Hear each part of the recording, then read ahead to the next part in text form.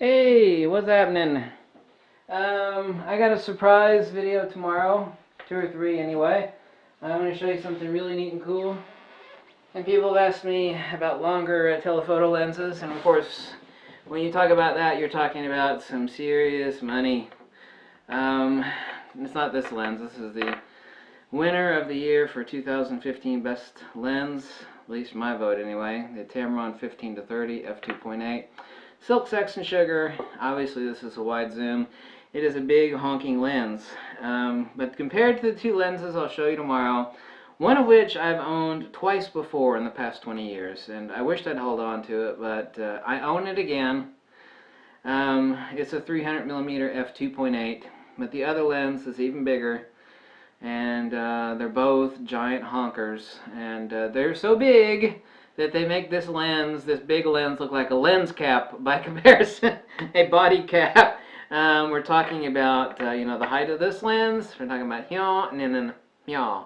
And that's just the 300mm f2.8. And of course, this is the case where you never put the lens on the camera, rather you put the camera on the lens. Different philosophical approach. Instead of the lens becoming a hood ornament on the camera becomes a hood ornament on the lens. That's the 300-2.8, and of course the front element is about like meow. The other lens is even bigger and longer, and it's a fascinating lens. I won't tell you what it is, but it's a secret lens, and there's not a single video on YouTube about it, which I find really odd because the lens is the tits. And back in the day, when it came out, it cost as much as a good, like, new car. Yeah. In some cases, a new car. It depends on what sort of car you're talking about. And that lens is like, compared to here in height, we go meow, and then we're talking meow.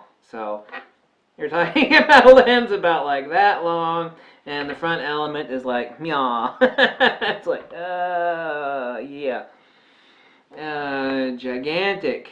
And they're both fascinating lenses, and one is a secret lens. I won't tell you what it is. The two lenses respectively, their modern versions, run $6,000 for the 300-2.8, and the other lens runs upwards of right near $13,000, the most modern version of it. Obviously those aren't going to be lenses for everybody. And then I'm also going to show you, I've got my teleconverter, my 1.4 magnification Nikon teleconverter, and that'll turn, well, I won't tell you what it turns one lens. It turns the one lens into a really, really long beast that is incredibly useful for a lot of stuff. But there are a lot of different versions of the 300mm 2.8. I mean, a lot. People are like, well, I got a 300-2.8. It's like, yeah, well, which one? Some of them are good and some of them are poopers. Nikon made a lot of different versions of the 300-2.8, including this other lens that is the secret lens for tomorrow that I'll show you. But oh my God, are they huge and are they heavy? And it's a lens like that you want to get insurance on. But actually, they're pretty cheap because of what they are, and I'll show you the reasons why tomorrow. So stay tuned for that one. And you want to talk about some huge lenses? I mean, we're talking about that long. Well, actually, the other one is about that long.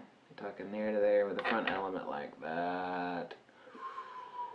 Like that. So we're talking about like this versus that.